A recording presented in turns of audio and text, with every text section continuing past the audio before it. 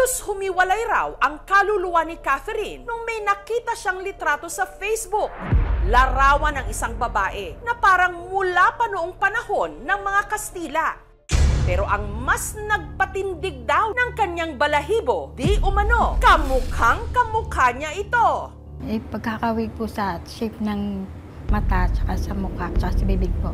Pero iba ang kutob ni Catherine sa litratong ito. Paniniwala kasi niya, ang babae sa litrato at siya, posibleng iisa. Based po doon sa caption, 1875 po doon yung nakalagay doon.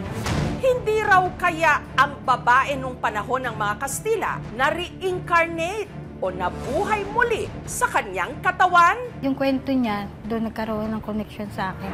Totoo ba talaga ang mga kaso ng reincarnation?